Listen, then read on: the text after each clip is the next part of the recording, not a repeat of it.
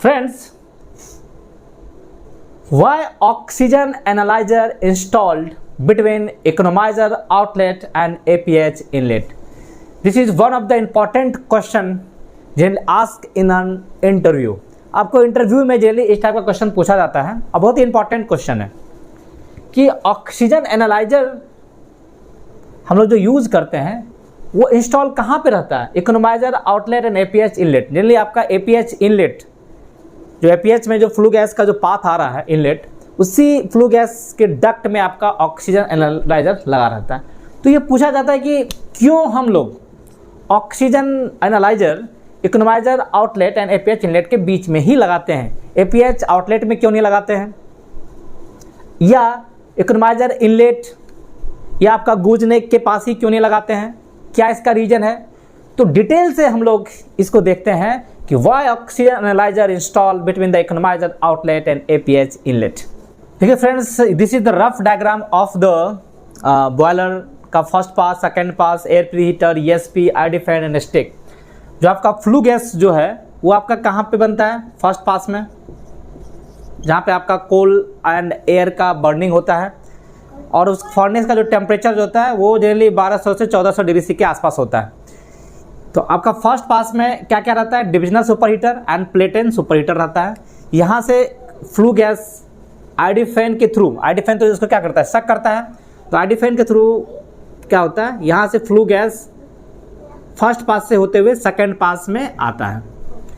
ये आपका गूजनेक है। गूजनेक पे आपका रीहीट पैनल रहता है, आपका रीहीट पैनल का इनलेट एंड आउटलेट रहता है। यहाँ से आपका सबसे पहले एलटीएसएच कॉइल में अपना हीट ट्रांसफर करता है। एलटीएसएच कॉइल का इनलेट एंड आउटलेट दो बंच होता है।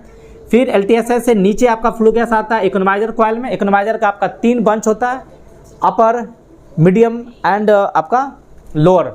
तीन आपका इको कॉइल का बंच होता है। तीनों कॉइल इको बंच से होता हुआ फ्लू गैस आपका डक्ट के थ्रू एपीएच में आता है। एपीएच से निकलने के बाद आपका ईएसपी पे जाता है।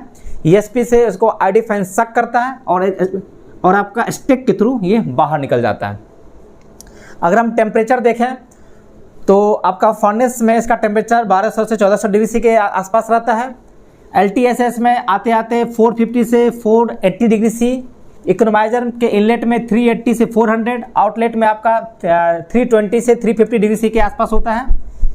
एपीएच इनलेट में अगर आप टेम्परेचर देखिएगा तो 330 340 डिग्री सी के आसपास होता है। एपीएच के आउटलेट में आपका फ्लू गैस का टेम्परेचर जनरली 140 से 145 डिग्री सेल्सियस होता है। यहाँ से आपका ईएसपी में जाता है। ईएसपी में भी थोड़ा टेम्परेचर आपका अप्रॉक्सीमेट सेम ही रहता है, जनरली 135 डिग्री सी के आसपास।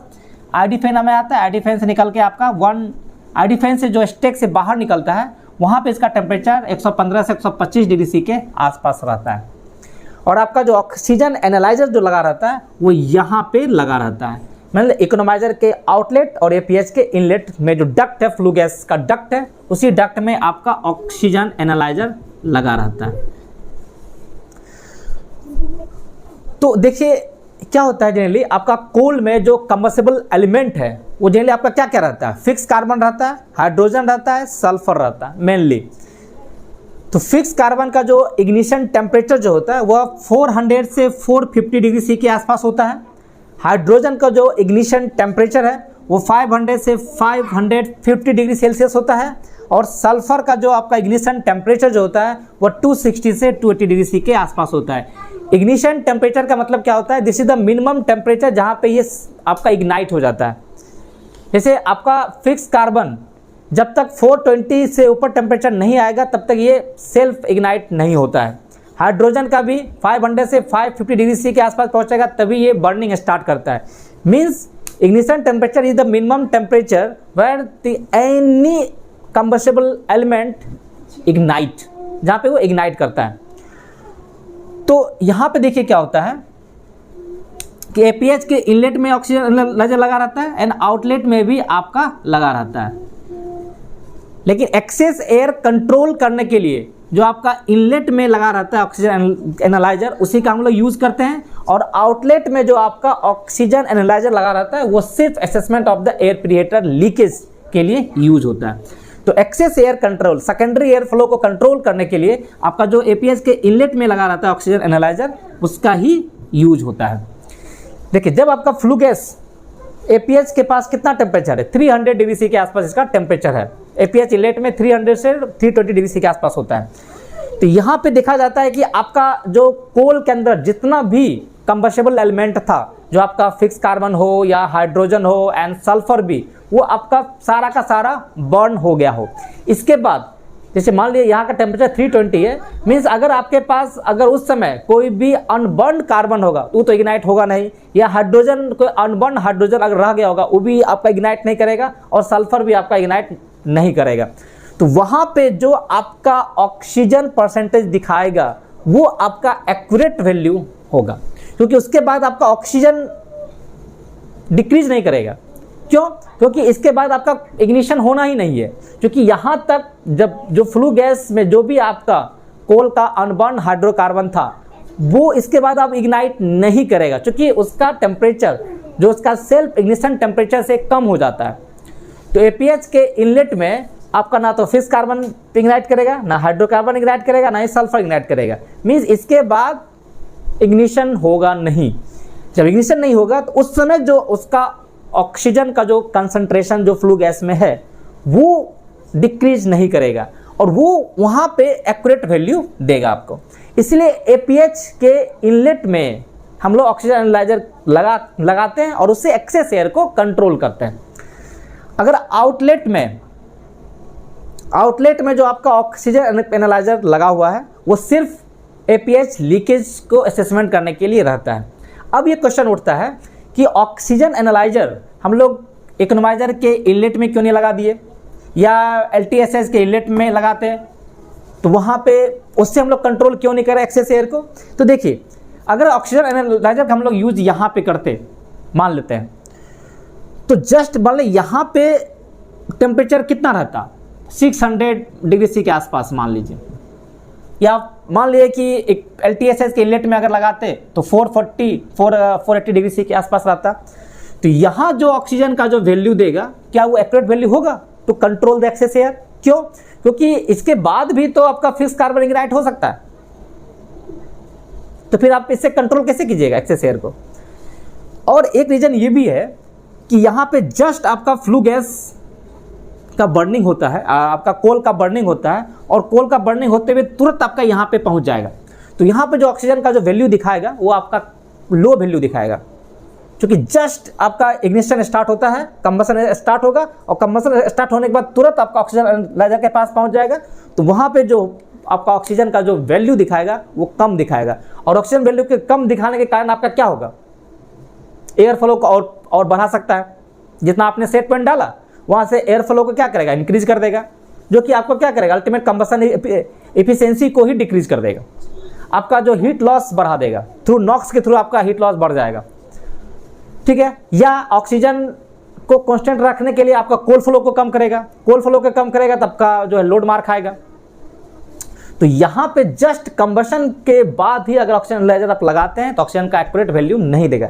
ऑक्सीजन का एक्यूरेट वैल्यू तब वहीं पे देगा जहाँ के बाद आपका बर्निंग नहीं हो, जहाँ के बाद आप कंबशन ना हो, ठीक है। तो यहाँ पे इसलिए हम लोग यहाँ पे ऑक्सीजन एनालाइजर का यूज़ नहीं करते हैं। अब ये क्वेश्चन आता है कि एपीएच के आउटलेट में जो ऑक्सीजन एनालाइजर का यूज़ करते हैं उसका एक्सेस एयर को कंट्रोल करने के लिए क्यों नहीं यूज़ करते हैं। तो फ्रेंड आप देखिएगा कि एपीएच के इनलेट में जो ऑक्सीजन एनालाइजर है उसका वैल्यू आपको 3.4 से 3.6 दिखाएगा मान लीजिए, लेकिन जो ऑक्सीजन एनालाइजर आपका एपीएच के आउटलेट में लगा हुआ है उसका आपका वैल्यू आपको दिखाएगा 6 से 7% के आसपास। ये क्यों ज़्यादा दिखाता है? क्योंकि यहाँ पे due to the pressure difference between the flue gas and secondary and primary air flow, आपका क्या होता है, some part of the secondary air and the primary air वो आपका लीकेज होकर फ्लू गैस में मिक्स हो जाएगा। तो फ्लू गैस में ऑक्सीजन कंसंट्रेशन आपको क्या होगा, बढ़ा हुआ मिलेगा। अगर हम एपीएच के आउटलेट में जो ऑक्सीजन एनालाइजर का यूज़ करते हैं अगर उसको हम एक्सेस एयर कंट्रोल के लिए अगर यूज़ करेंगे तो यहाँ पे आपको बढ़ा हुआ ऑक्सीजन मिलेगा। तो क्या करेगा, ऑक्सीजन ट्रिम डिवाइस का यूज़ करके एयर फ्लो को ही कम कर देगा, एयर फ्लो को ही कम कर देगा, क्योंकि उसको क्या लगेगा कि ऑक्सीजन का परसेंटेज बढ़ा हुआ है तो अल्टीमेट एयर फ्लो को कम करेगा। जैसे ही एयर फ्लो को कम करेगा आपका क्या होगा, इनकम्प्लीट कंबशन होगा, कार्बन मोनोऑक्साइड का फॉर्मेशन हो जाएगा, आपका थर्मल लॉस होगा, बॉयलर का एफिशिएंसी आपका डिक्रीज हो जाएगा, सूट का फॉर्मेशन होगा, स्मोक का फॉर्मेशन होगा और बहुत सारा लॉसेस होगा। तो इसलिए हम लोग ऑक्सीजन एनालाइजर का जो उसके एपीएच के आउटलेट वाले ऑक्सीजन एनालाइजर का यूज एक्सेस एयर कंट्रोल में हम लोग नहीं करते हैं। इसी का हाँ, अगर एपीएच में कुछ भी लीकेज ना हो, 0% लीकेज हो, तो जितना ऑक्सीजन आपको यहाँ पे मिल रहा था उतना ही ऑक्सीजन आपको यहाँ पे मिलेगा। Then you can use this oxygen to control the excess air. But ऐसा पॉसिबल नहीं है। आप कुछ भी आप radial seal, axial seal, circumferential seal, rotor post, जितना भी सेल आप यूज करके आप एयर जो सेकेंडरी एयर फ्लो जो आपका फ्लू गैस में मिक्स हो रहा है या प्राइमरी एयर जो आपका सेकेंडरी एयर आपका फ्लू गैस में मिक्स हो रहा है उसको आप मिनिमाइज 0 नहीं कर सकते। कुछ ना कुछ लॉस होगा और कुछ ना कुछ लॉस के कारण आपका फ्लू गैस में जो ऑक्सीजन का कंसंट्रेशन है एपीएच के आउटलेट में वो आपको बढ़ा हुआ मिलेगा। अगर आप इसको यूज़ करेंगे तो एयर फ्लो को यहाँ पे रिड्यूस कर देगा, उससे इनकम्प्लीट कंबशन होता है। तो इसी कारण से हम लोग एपीएच के आउटलेट में जो ऑक्सीजन एनालाइजर है वो एक्सेस एयर कंट्रोल के रूप में उसका यूज़ नहीं करते। तो फ्रेंड्स, आप इसमें एक आपको आइडिया लग गया होगा कि एपीएच के इनलेट में ही यूज़ क्यों करते हैं ऑक्सीजन एनालाइजर का, to control the excess air. आपका एलटीएसएच से पहले लगाने से क्या नुकसान होता है और एपीएच के आउटलेट में लगाने से क्या नुकसान होता है। तो ये आपको इंटरव्यू में क्वेश्चन अक्सर पूछा जाता है, तो आपको एक बेसिक आइडिया फ्रेंड्स लग गया होगा कि क्यों ऑक्सीजन एनालाइजर जो हम लोग इंस्टॉल करते हैं एपीएच आउटलेट और इक्विलाइजर आउटलेट और एपीएच के इनलेट के डक्ट में। तो फ्रेंड्स, अगर वीडियो आपको पसंद आए तो लाइक, सब्सक्राइब और शेयर करना ना भूलें। Thank you.